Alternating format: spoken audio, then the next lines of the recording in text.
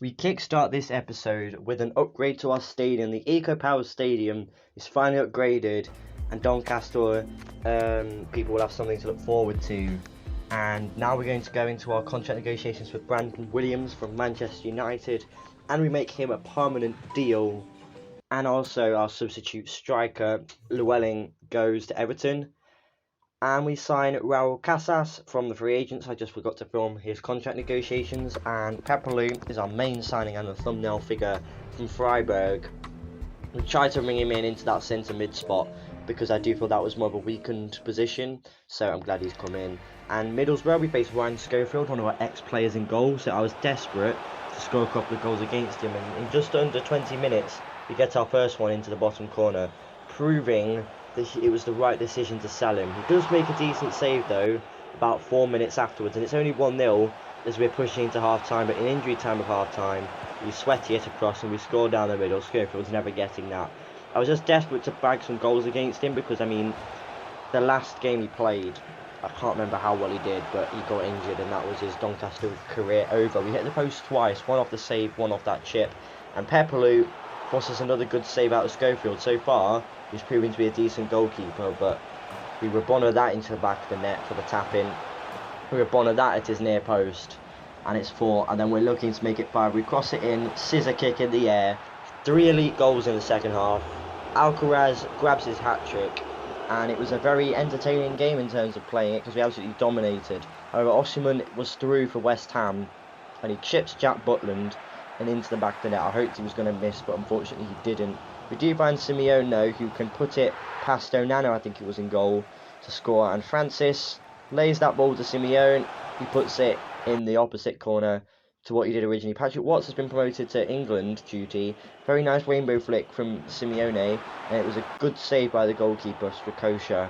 And look at this for a goal. I mean, look at this for a save. My bad, why did I say goal? Look at that for a save. Tips it onto the post. Right, that was very, very nice indeed. And Shortire, what a ball into Alcaraz. Forces another great save out of Strakosha. Now we look at due to Williams, willing to get this into the box. And it's another save from Strakosha. He was literally keeping Burnley in this game. Although, he makes another one. And we still can't score in the second half. We finally break the deadlock. Although Burnley come up, it's a great save from Butland and we win only 1-0, and it could have easily been like 6 or 7. It was a good save from Butland against Liverpool. And Alcaraz gives us the lead.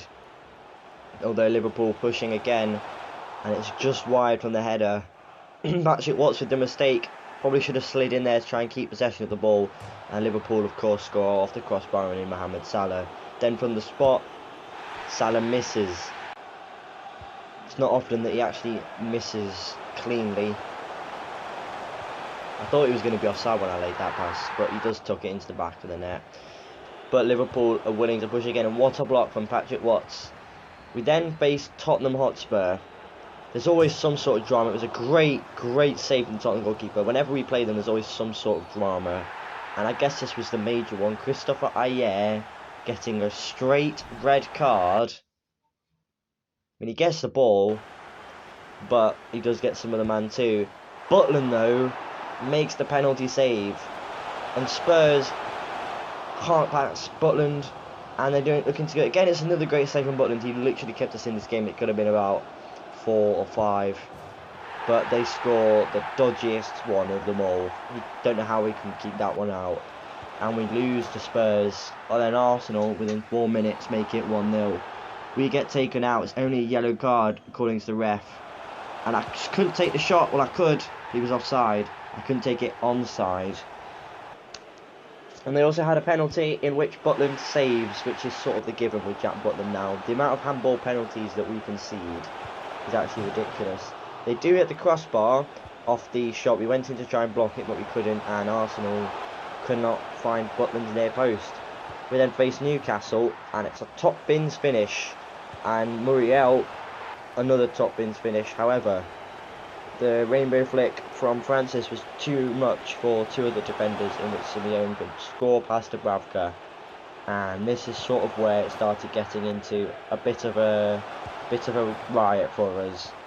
We just couldn't stop scoring. We just kept on scoring against Newcastle in the first half. It was 5-1 before, 6-1 sorry, before half time. They do score from the spot, and they do score again, so I was starting to worry that they were going to try and come back. However, we do slot it past them for 7-3, and then against Chelsea, we scored to take the lead, and Chelsea can't get past Butland, which seems to be a very prevalent thing in this episode, except that goal from Pulisic. I don't know how he's been able to hit that so perfectly, but he did. And a scissor kick from Mason Mount finds the back of the net for Chelsea. The Eco Power Stadium is looking quite nice now. Still, the grass isn't great. We need to hire a new groundskeeper. Tolkien nearly punished for his mistake. Thankfully, we weren't though. Edouard Mendy cannot keep that one out of his net, and in the 65th minute, Butland makes a save to only keep it at 3-2. Although Chelsea were pushing to score, and they make it 4-2, and they were looking for 5 as well, as Hudson-Odoi puts it past Butland. It was a 5-2 defeat to Chelsea. Short tire though, emphatic finish. Actually speeds up even more after coming off the Brighton defender's shin, it looks like. Although Brighton were not going to be out of this game, and forced a really good save out of Jack Butland. I tried to open up my body. Unfortunately we couldn't. The camera's going really weird here though. I don't know why it's going so bizarre. But we have the free kick anyway. And Alcaraz forces a great save out of the Brighton goalkeeper. Now it's Francis inside. Finesse shot. Tipped round the post by Sanchez. He had a fantastic game. Robert Sanchez. Butland had a decent game himself. He's had a really good episode actually. And we started due to Shortai, who can hit the post and saves again. I don't actually, why did I say Sanchez? I meant Sherpen. Sorry, I meant Sherpen, not Sanchez. We faced Man City. We were very lucky with that goal, the way it bounces off Edison nicely for us. And again, it bounces off Edison nicely to give us our 2 goals. Butland forced into a good save to only keep it at 2-0 and not to 2-1. And it's another very nice save from Butland, a very good claim, very good catch. Phil Foden, another great save from Butland. So many of these games we could lose. We could lose so many of them, but we don't because Jack Butland is in there. Although I am going to be looking to make, they did score. And Jason Llewellyn for Everton will be playing this one. I am looking for a new goalkeeper next season, so any recommendations let me know in the comment section down below. Here though, we just couldn't score from that corner. Although we can score from there. Very nice goal from Simeone. And we went on to face Bournemouth, in which we could cut in, have the shot, bottom corner, very nice. Although newly promoted actually Bournemouth in real life were looking to try and grab the lead against us, which they do off the post and in. Inside 20 minutes it's already 1-1, and inside 20 minutes it's already 2-1. Francis finds Alcaraz somehow, and it's a great save from Travers, and we couldn't keep it in play. And Bournemouth again looking for the goal. It's an incredible save from Jack Butland. I don't know how he's managed to get down and save that one, but there's no save in that one, and we lose 3-1 at the Vitality Stadium. And Aston Villa smacked that into the top right corner. Sorry, not top left corner. And they score again in the bottom right corner. And this seemed to be the thing with us now. We just kept conceding. We just couldn't score, except for that from Francis. Look at this for a goal. It unfortunately means nothing in terms of the table, but look at that for a finish off the crossbar and in. Very nice indeed. Very nice indeed. And Aston Villa made it 4, and they wanted to make it 5. They chipped it in the near post, the volley, keeper's near post. That's 5-1, and that's 6. And they were looking for 7 as well. I mean, we did worse than Liverpool and that sort of thing. Eggestein wants to leave, so I don't really know why he said what he did. But he wants to leave. And Butland, is that save of the episode? I think it is. I think that's save of the episode that he did there. Tolkien slots it, composed, past the Fulham goalkeeper, and Butland with a very good save. And off the header, it forced an insane save out the goalkeeper. Anyway, we sell Eggestein for 20.1 million. I have to check my previous episode to see if we made a profit on him, because I do not know. And against Watford, we conceded 2 inside 20 minutes. Wolves, sorry. What? I'm getting so confused for some reason with the teams that we're playing against. We did face Man U this time, and we were 1-0 down. but Alcaraz hits the crossbar down the middle. He could have put it anywhere on target and it was a goal. Williams nearly scores an own goal for his former club, and in the 85th minute we scored to equalise, and Man United very, very nearly score, and it was sort of now or never for us. And in the 92nd minute, a minute over extra time, we score and we beat Manchester United. The game should have ended a minute prior, but Simeone delivers the goods at home. At the Eco Power Stadium, it's absolute scenes. But at the King Power, Butland, again with a save. I mean, he's got to be player of the episode by now. But it's goals like that, to be fair, that are costing us games. And it's a very nice goal from Leicester again. We do score to make it 2-1. And we're pushing up to try and make it 2-2, which we do. And it's almost the exact same goal twice, except it's a different person running onto it, and it gives us the lead. And Simeone, keeper's near post, that was 4-2, and it is the full turnaround, making it 5, and it turns it from a 2-0 down into a 5-2 hammering. However, make it 6. It's a very, very nice chip over Schmeichel, who can't reach it, just underneath the crossbar and in, and we make it 7. There's some really, really high scoring games in this episode. Leicester make it 7-3 to equal, I think, the Newcastle score, and we somehow didn't concede to make it 7-4, and Simeone grabs the match ball with 5 goals. Normally if you score 3 goals you win the game, or you can score 3 goals and still lose 7-3. We then go in for a youth player, Ozlewski. He's Polish, plays for Sparta Rotterdam, I think. So I'm glad that we could get him in. And Wolves, on the second time of playing them, get 2-0 up, as they were the last time we played them. I think the game ended 2-0. But it was 3 this time, and Wolves again wanted to make it 4, but they couldn't, because we had great defending and great goalkeeping.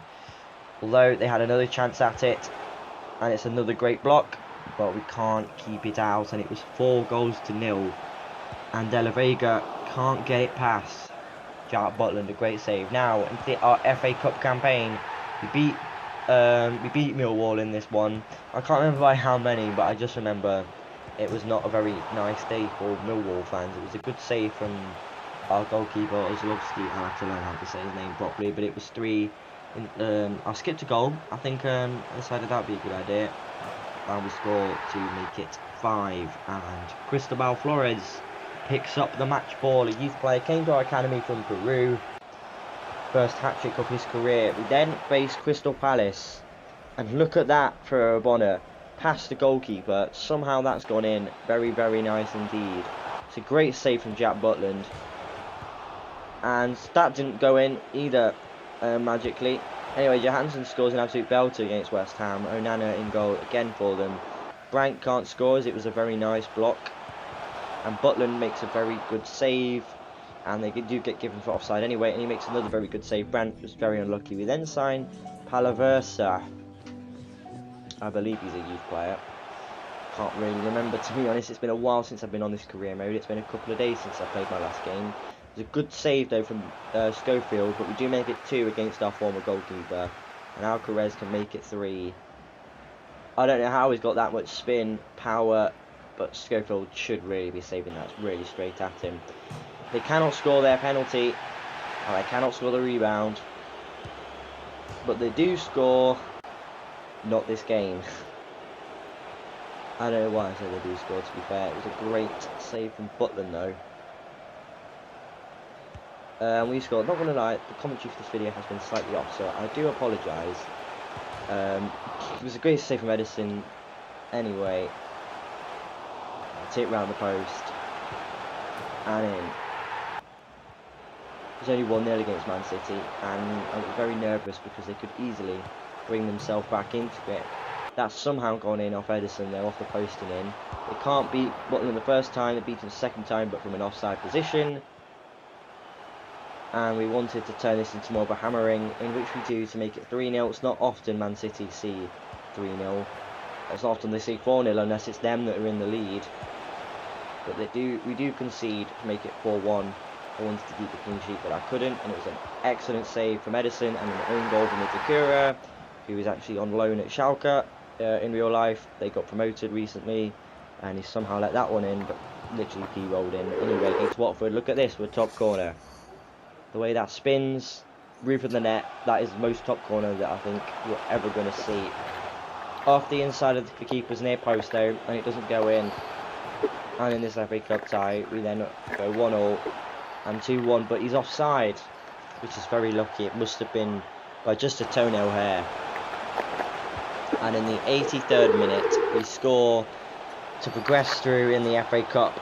I then managed to outskill Alisson and put it past Alexander-Arnold, and I put it past Alisson again, but you wouldn't guess what came next, as looks like I thought I could edit into that for some strange reason, but they just kept scoring, except that penalty.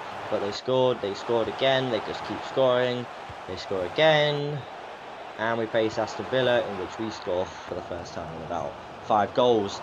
But yeah, that you wouldn't guess what happened next. I guess I thought that would be a good idea to put into the video before I decided to post-commentate, but you know. Anyway, it was 2-0 against Leicester, in which they couldn't make 3. I mean, they could on the second time, but we make it 3-1, and the FA Cup semi-final, biggest game I think played so far, the FA Cup semi-final, playing at Wembley. This was our chance to get potentially European football, because I don't think we're going to get it through the league, to be honest with you. So to make Swindon down. Now, I was half thinking, do I just let Swindon progress through? But I thought, look, the thing is, I have to do what's best for me into this career mode. If I was just doing it on my own and not for YouTube, I would have let them through. But it was a chance to have an absolute hammering of them. Kieran Agard, 41 rated. He wanted to come on. Here he is. It's going to be his last game for the club unless I play him in the final. I was desperate to score. Christopher Ayer scores. Alcaraz somehow scores. And it's due to the man, the myth, the legend, Kieran Agard. He puts it in the back of the net. But look who's going to be on the floor injured. It's Kieran Agard. Minutes after scoring, he's injured. He's bust something. This was his last game for the club. Poor Kieran is injured, and he's broken his elbow. So he will leave the professional football field in shame with a broken elbow. I did make a couple more substitutions though, just to give. I wanted Shortide to potentially get a goal in this game. That's how he injured himself. Broke his elbow doing that. I was like, you know what, Shortide, I'll give you a go in this game, and he used that. So that's very nice indeed, and that was 8-0 in the FA Cup semi-final. I don't think it's ever been done before, but we progressed to the final. Swindon, the only ones in our way, and I will end this episode here. I know it's not the full season. The second half of the season will be coming out soon, when it's live commentary of the FA Cup final. But as you can see, he broke his elbow, and I'll see you all in a bit. Goodbye.